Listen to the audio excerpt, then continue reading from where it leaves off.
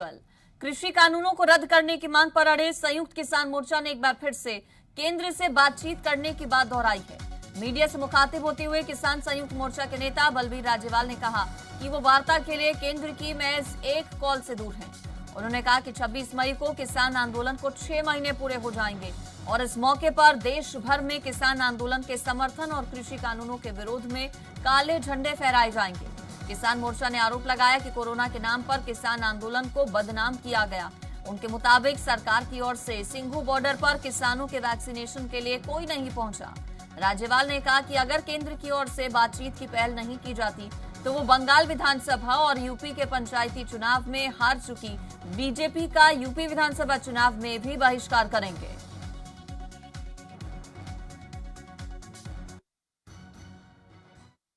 26 तारीख ਨੂੰ 6 ਮਹੀਨੇ ਹੋਣ ਵਾਲੇ ਨੇ। ਦਿੱਲੀ ਦੇ ਬਾਰਡਰ ਤੇ ਬੈਠੇ ਆ। ਅਸੀਂ ਤੈਅ ਕੀਤਾ ਹੈ ਕਿ 26 ਤਾਰੀਖ ਨੂੰ ਸਾਰੇ ਦੇਸ਼ ਦੇ ਲੋਕ ਆਪਣੇ ਹਰ ਅਦਾਰੇ ਤੇ ਆਪਣੇ ਘਰ ਤੇ ਦੁਕਾਨ ਤੇ ਇੰਡਸਟਰੀ ਤੇ ਪਿੰਡਾਂ ਵਿੱਚ ਕਿਸਾਨ ਆਪਣੇ ਘਰਾਂ ਤੇ ਟਰੈਕਟਰਾਂ ਤੇ ਹਰ ਜਗ੍ਹਾ ਕਾਲੇ ਝੰਡੇ ਲਾ ਕੇ ਉਸ ਦਿਨ ਰੋਸ ਪ੍ਰਗਟ ਕਰਨਗੇ। ਅੱਜ ਜਿਵੇਂ ਅਨਐਮਪਲੋਇਮੈਂਟ ਲਾਕਡਾਊਨ ਦੀ ਆੜ ਵਿੱਚ जिन्नी अनएम्पलॉयमेंट क्रिएट करती लोगों का जीना दुभर होया पिया है, उतों लोग सारे देश के खफा ने। और मैं सरकार नूं असीं चेतावनी दी है कि 26 तारीख नूं तुहाडी कारगुजारी ते 22 जनवरी तो बाद एक भी मीटिंग सरकार ने नहीं बुलाई। इस सरकार वालों गलबात का रस्ता बंद होया। असीं कदी इनकार नहीं किया गलबात तो। और असीं रीसेंटली एक चिट्ठी लिख के भी प्रधानमंत्री नूं कहा है बई तुहाडी वो जिहड़ी एक काल की दूरी है वो कित्थे है। साडे ते इल्जाम लाउण दा जिहड़े पंजाब सरकार के मंत्री कहंदे ने भी जिहड़ा मोर्चे चों आउंदा वो पहला अपना टैसट करवा के पिंड च जावे। पहला उन्होंने मैं बेनती करूँगा भी तुहाडे अपना घर साफ नहीं हुंदा, आ जाओ असीं तुहानूं टैसट करवा दईए। उत्थे तुहाडे कोल फैसिलिटी की है? एवें सारा अपनी सरकार बचाउण लई केंद्र तो डरदे मारे ते साडे उत्ते ये भी इल्जाम लाउण तुर पए तो असीं ये बर्दाश्त नहीं करांगे। कोई बीमारी है, कोई 20-25 दिन पहला सोनीपत एडमिनिस्ट्रेशन ने मीटिंग बुलाई। उन्होंने कहा असीं वैक्सीनेशन करनी चाहुंदे हां। असीं उन्होंने कहा अपनियां टीमां भेजो। 20-25 दिनां च अज तक एक भी डॉक्टर कोई उत्थे साडे जिहड़े ना टिकरी ना गाजीपुर ना इत्थे कुंडली किसी नाके ते एक भी डॉक्टर वैक्सीनेशन वास्ते नहीं गया। जे तुसी हाले भी गलबात नहीं करोगे तो असीं बंगाल चाटा छकाता। यूपी दियां पंचायत इलैक्शनां विच अंदोलन का ही असर सी क्योंकि यूपी के लोग उत्थे आके बहिंदे ने। उत्थे बुरी तरह पंचायत इलैक्शन भी हारे। जे हाले भी ये ठीक राह ते नहीं आउणगे तां असीं यूपी और उत्तराखंड वाले पासे कंपेन शुरू करन वाले हां। आउंदियां इलैक्शनां तक इन्हां दा उत्थे भी मांजा फेर देंगे, हौली हौली सारे देश चों पट देंगे। और एक बार फिर से सोशल मीडिया पर नवजोत सिंह सिद्धू बरसे। उन्होंने लिखा कि साबित करो मैंने कभी किसी दूसरी पार्टी के नेता से मुलाकात की, मैंने आज तक कभी कोई पद नहीं मांगा। नवजोत सिद्धू ने लिखा मुझे सिर्फ पंजाब की समृद्धि चाहिए। दोबारा कैबिनेट में आने की पेशकश की गई लेकिन स्वीकार नहीं किया गया। अब आलाकमान ने दखल दिया है, इंतजार करेंगे। ये ट्वीट नवजोत सिंह सिद्धू की तरफ से जिसके कई मायने भी निकाले जा रहे हैं। ये तो किसी से छिपाई नहीं है कि किस तरह से लगातार हमलावर रहते हैं नवजोत सिंह सिद्धू और कांग्रेस में, पंजाब कांग्रेस में किस तरह से गुटबाजी चल रही है। लेकिन एक बार फिर से ट्वीट के जरिए निशाना साधा गया कैप्टन सरकार पर नवजोत सिंह सिद्धू की तरफ से। उन्होंने दो टूक कहा कि कई बार पेशकश की गई है कैबिनेट में शामिल होने की लेकिन स्वीकार उन्होंने नहीं किया इसे। एसजीपीसी प्रधान बीबी जागीर कौर ने बताया कि कोरोना महामारी के दौरान शिरोमणि गुरुद्वारा प्रबंधक कमेटी बड़ा योगदान दे रही है। अस्पतालों में ऑक्सीजन, 24 घंटे डॉक्टर की टीम फ्री, मेडिकल और एम्बुलेंस की सुविधा दी जा रही है। बीबी जागीर कौर ने कहा कि मानवता की सेवा करना एसजीपीसी का कर्तव्य है। श्रोमणी गुरुद्वारा प्रबंधक कमेटी क्योंकि सिखा की सिरमौर संस्था है, यदि अपनी जिम्मेवारी बनती है कि जो मानवता से मनुखता से कोई भीड़ बनती है तो अगे होकर तुर के अपनी सेवा च हिस्सा पाते। पहला भी कोई हड़ आ गए, कोई तूफान आ गए, कोई सुनामी आ गई, किते लोड़ पै गई किसी किस्म की, तो उस वेले हमेशा श्रोमणी गुरुद्वारा प्रबंधक कमेटी अगे होकर तुरी है। घर घर जाके सेवा में हिस्सा पा सकन, भावें लंगरां की सेवा ਭਾਵੇਂ ਦਵਾਈ ਦੀ ਸੇਵਾ, ਭਾਵੇਂ ਉਹ ਪੀੜਤਾਂ ਨੂੰ ਸੈਂਟਰ ਬਣਾ ਕੇ ਕੋਵਿਡ ਕੇਅਰ ਸੈਂਟਰ ਉਹਦੇ ਵਿੱਚ ਡਾਕਟਰਾਂ ਦੀ ਟੀਮਾਂ ਲਾ ਕੇ ਸੇਵਾ ਵਿੱਚ ਜੁਟਣ, ਤੇ ਮੈਂ ਸਮਝਦੀ ਇਹ ਗੁਰੂ ਰਾਮਦਾਸ ਦੀ ਵਡਿਆਈ ਹੈ। मेरा मुझ में किछ नहीं जो किश है सो तेरा। बड़ी खबर मोगा से, जहां नशे के खिलाफ पंजाब पुलिस का अभियान जारी है। इसी के तहत आज पूरे पंजाब में नशे का गढ़ माने जाने वाले गांव धौलेवाला में पुलिस ने रेड की और तलाशी अभियान चलाया। इस दौरान कई महिलाओं को भी हिरासत में लिया गया। रेड करने पहुंची टीम में एसपी हरकमल कौर, 3 डीएसपी, 4 थानों के एसएचओ और लगभग 200 के करीब पुलिस मुलाजिम शामिल थे। पुलिस ने बताया कि पूरे धौलेवाला गांव को चारों तरफ से घेरा डालकर एक एक घर की तलाशी ली गई। उन्होंने कहा सर्च अभियान के दौरान ज्यादा कुछ हासिल नहीं हुआ, क्योंकि पुलिस की मुस्तैदी के कारण इस गांव में भी अब पहले के मुकाबले नशा कम हो गया है। उन्होंने बताया कि 64 क्विंटल चूरा पोस्ट के मामले में गिरफ्तार इसी गांव के एक नशा स्मगलर के घर के बाहर नोटिस चिपका दिया गया है और उसकी लगभग 8 लाख की प्रॉपर्टी फ्रीज कर दी गई है।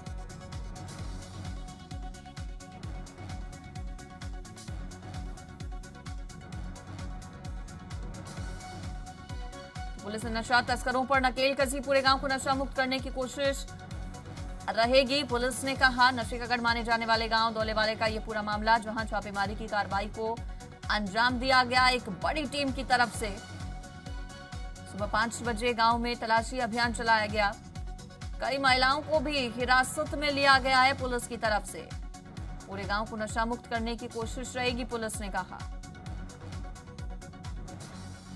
मोगा का ये गांव नशे का गढ़ माना जाता रहा है। एसपी, 3 डीएसपी, 4 एसएचओ और 200 पुलिसकर्मियों की टीम ने छापेमारी की कार्रवाई को अंजाम दिया, जिससे हड़कंप मच गया। बड़ी मात्रा में नशे की खेप बरामद हुई। इसके अलावा कई नशा तस्करों पर नकेल कसी गई। कोरोना महामारी के साथ साथ अब ब्लैक फंगस ने सरकार और स्वास्थ्य विभाग की चिंताएं बढ़ा दी हैं। पहले से बिगड़े हालातों के बीच ब्लैक फंगस की दवा भी बाजारों से नदारद नजर आ रही है। ऐसे में हरियाणा के स्वास्थ्य मंत्री ने केंद्र से हरियाणा के लिए दवा मांगी है। अनिल विज ने भी माना कि इस बीमारी के इंजेक्शन काफी कम हैं। ऐसे में केंद्र से 12,000 इंजेक्शन की मांग की गई है। अनिल विज ने बताया कि अगर कोरोना ड्यूटी करते वक्त किसी सफाई कर्मचारी की मौत हो जाती है तो उसके परिवार को 20 लाख रुपए सरकार देगी। इससे पहले सरकार ने डॉक्टर्स को 50 लाख और पुलिस को 30 लाख देने का निर्णय भी लिया था।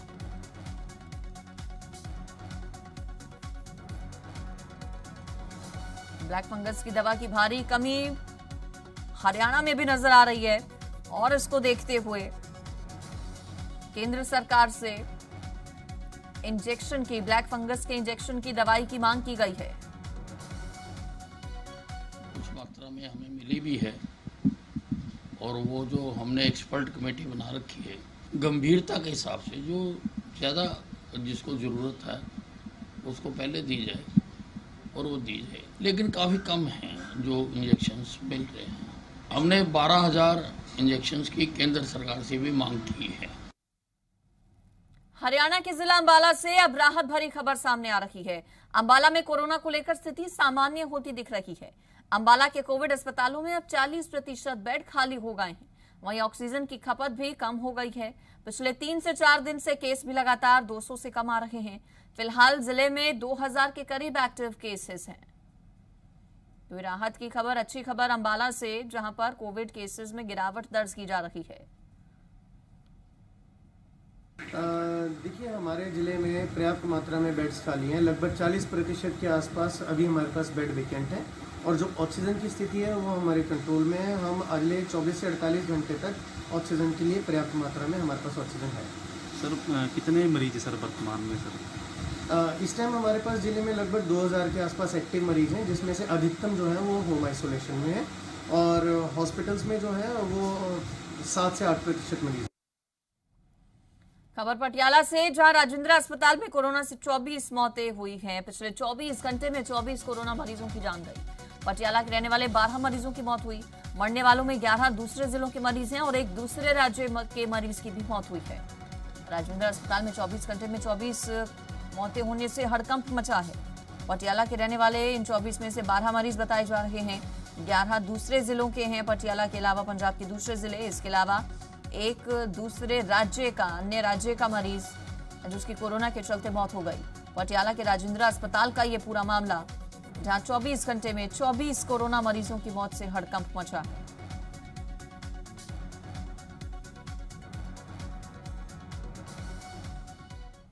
मुक्तसर के शमशान घाट में अस्थियां रखने की भी जगह अब नहीं बची है। इतना ही नहीं, लोग मृतकों की अस्थियां भी नहीं लेने पहुंच रहे। कोरोना बीमारी से मरने वाले लोगों के परिवार वाले अपने मृतक पारिवारिक सदस्यों की अस्थियों को जल में प्रवाह करने में भी आनाकानी कर रहे हैं। यहाँ रामबाग में मृतक व्यक्तियों की अस्थियां रखने के लिए एक अलमारी है, जिसमें लोग अंतिम संस्कार के बाद अस्थियों को 1-2 दिन रखते थे और बाद में इसे जल प्रवाह करते थे। लेकिन अब कोरोना महामारी के चलते लोग अस्थियों को लेने नहीं आ रहे।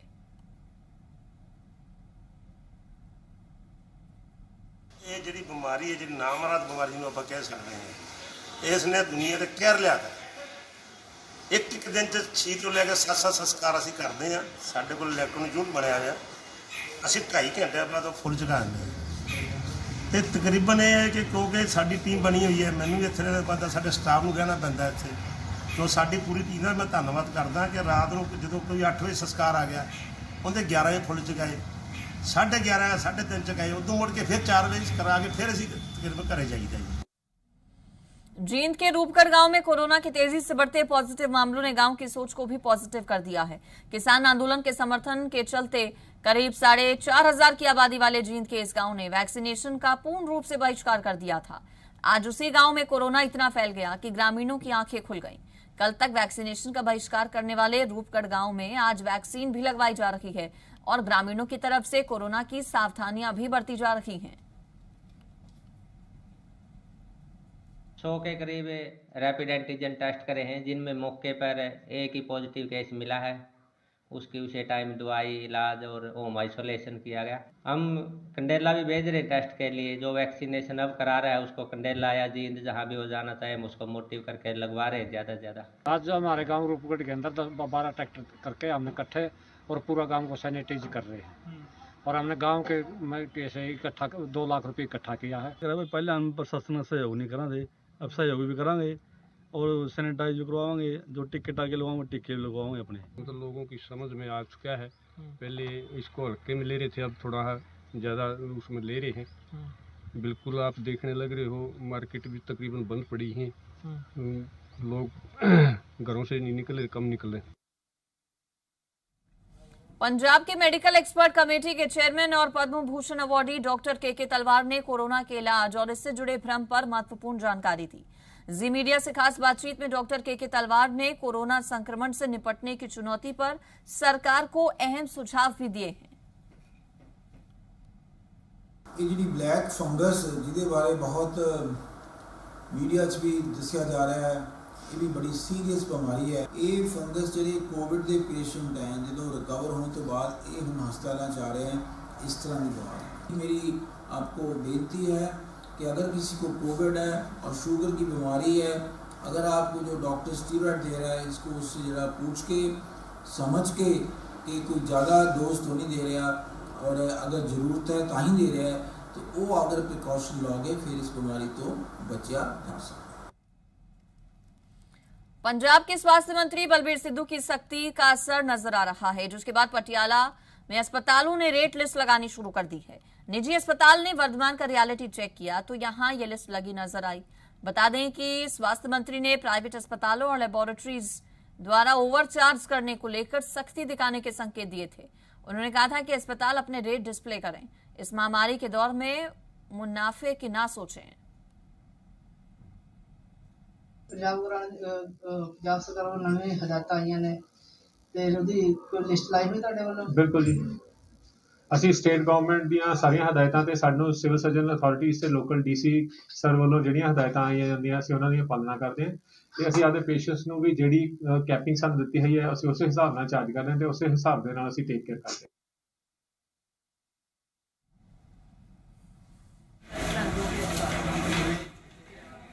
तो निजी अस्पतालों की तरफ से अब रेट लिस्ट लगा दी गई है, चूंकि कई अलग अलग अस्पतालों की शिकायतें मिली थी स्वास्थ्य मंत्री को कि मनमानी यहां पर चल रही है, औने पौने रेट वसूले जा रहे हैं, मनमर्जी कर रहे हैं जो प्राइवेट अस्पताल हैं, फायदा उठाया जा रहा है इस वक्त का।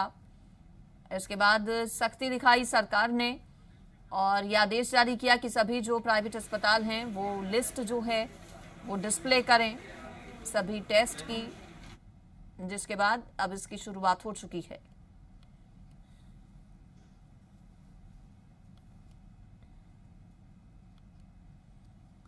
खबर सिरसा से, जहां अब तक ब्लैक फंगस के 29 मामले सामने आ चुके हैं, जबकि ब्लैक फंगस के कारण 5 लोगों की मौत भी हो चुकी है।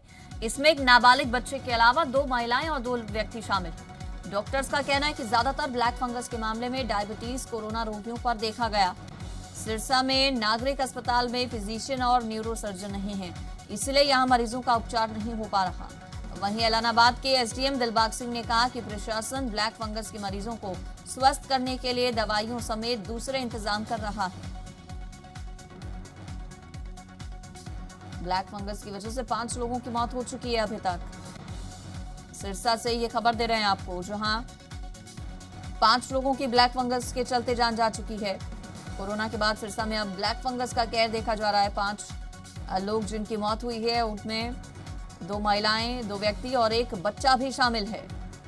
बच्चों को भी अपनी चपेट में ले रहा है ब्लैक फंगस।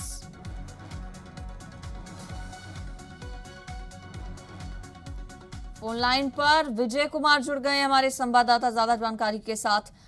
विजय, कोरोना के बाद अब ब्लैक फंगस का कहर सिरसा में, 5 लोगों की मौत हो चुकी है। एक्टिव केसेस कितने हैं इसके?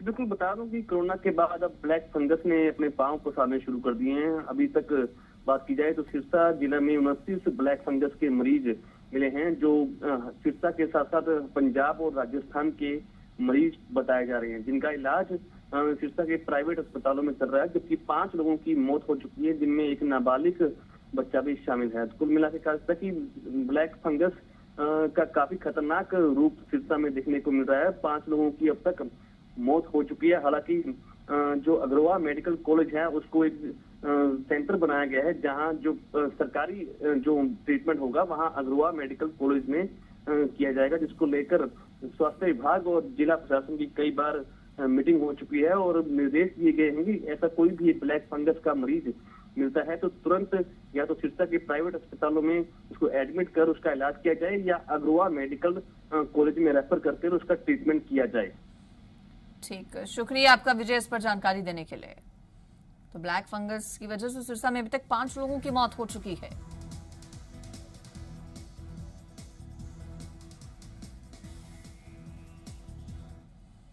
लगातार पैर पसारता हुआ ब्लैक फंगस देश भर में, हरियाणा में भी तेजी के साथ ब्लैक फंगस के मामले बढ़ रहे हैं। और इससे पहले अनिल विज की तरफ से मांग ये भी की गई, हमने ये खबर भी दिखाई कि केंद्र सरकार हरियाणा को ब्लैक फंगस की दवा उपलब्ध कराए। पंजाब सफाई सेवक यूनियन के आह्वान पर पूरे पंजाब में समूह म्युनिसिपल कर्मचारी और सफाई सेवक यूनियन की हड़ताल लगातार जारी है, जिसको लेकर बरनाला शहर गंदगी का ढेर में तब्दील हो चुका है। शहर में जगह जगह गंदगी के ढेर लगे हैं और इस गंदगी के ढेर में आवारा पशु मुंह मारते हैं। इस गंभीर समस्या को लेकर बरनाला में शहरवासी सड़कों पर उतरे और उन्होंने बरनाला प्रशासन और पंजाब सरकार के खिलाफ जमकर नारेबाजी की।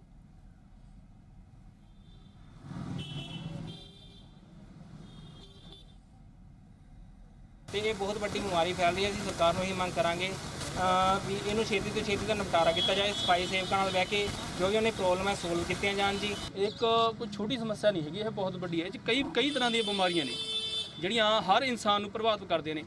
ਅਫਸਰ ਆਉਂਦੇ ਨੇ ਗੱਡੀਆਂ 'ਚ ਬਹਿ ਕੇ ਲੰਘ ਜਾਂਦੇ ਨੇ। ਤੁਸੀਂ ਦੇਖ ਹੀ ਰਹੇ ਹੋ, ਦੇਖੋ ਗਊਆਂ ਵਿਚਾਰੀਆਂ ਲਿਫਾਫੇ ਵਗੈਰਾ ਖਾ ਰਹੀਆਂ ਨੇ ਜੀ। ਇਹ ਚੀਜ਼ 'ਚ ਇਹਨਾਂ ਨੂੰ ਇੰਨੀ ਪਰੇਸ਼ਾਨੀ ਆ ਰਹੀ ਹੈ ਕਿ ਹਰਾ ਚਾਰਾ ਦਾ ਤੁਹਾਨੂੰ ਪਤਾ ਅੱਜ ਕੱਲ੍ਹ ਮਿਲਦਾ ਨਹੀਂ। ਹੁਣ ਮੂੰਹ ਮਾਰ ਜਾਣੇ ਭੁੱਖੇ ਕਰਕੇ ਕੋਈ ਵੀ ਚੀਜ਼ ਆਉਂਦੀ ਹੈ ਜੀ। ਹੁਣ ਪਰਸੋਂ ਪੱਤੀ ਰੋਡ ਤੇ ਇੱਕ ਗਾਂ ਸੀ, ਇੱਕ ਸੇਵਕ ਦਾ ਫੋਨਾ ਵੀ ਇੱਦਾਂ ਗਊ ਬਿਮਾਰੀਆਂ, ਜਦੋਂ ਅਸੀਂ ਉਹਨੂੰ ਦੇਖਿਆ ਤਾਂ ਉਹਦੇ ਅੰਦਰ ਨਾ ਲਿਫਾਫਿਆਂ ਦਾ ਕਰਕੇ ਗੈਸ ਬਣੀ ਹੋਈ ਸੀ। हरियाणा के शिक्षा मंत्री कंवरपाल गुर्जर ने कहा कि विपक्षी दल बेवजह मुख्यमंत्री और सरकार की आलोचना कर रहे हैं। उन्होंने कहा कि धारा 144 आम जनता के लिए लगाई जाती है, न कि मुख्यमंत्री के लिए, क्योंकि जहां मुख्यमंत्री जाएंगे वहां उनकी सुरक्षा में तैनात पुलिस कर्मचारी और अधिकारी तैनात होंगे। ऐसे में वहां 144 कैसे रहेगी? उन्होंने कहा कि मेरे खुद के साथ सुरक्षाकर्मी और मेरे कार्यकर्ता साथ रहेंगे, तो ऐसे में धारा 144 कैसी?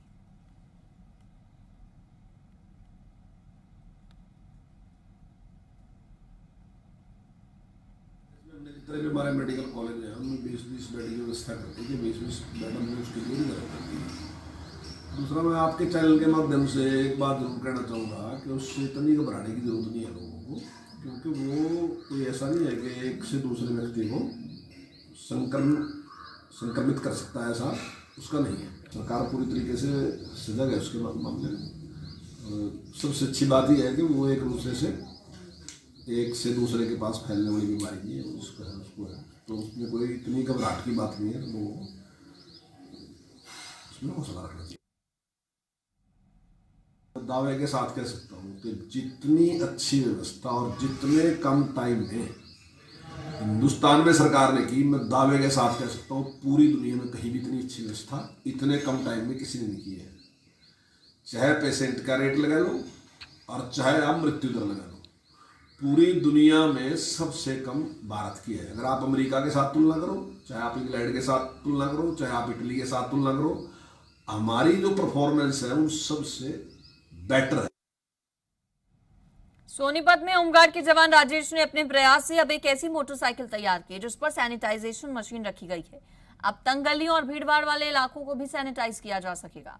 इस मशीन पर 100 लीटर का टैंक है और इस मशीन का प्रेशर 25 फीट तक कवर करता है। इसके अलावा जिन इलाकों में ये मोटरसाइकिल भी नहीं पहुंच पाएगी, ऐसे इलाकों में खुद होमगार्ड के जवान मशीनों को कमर पर बांधकर सैनिटाइजेशन का कार्य करेंगे।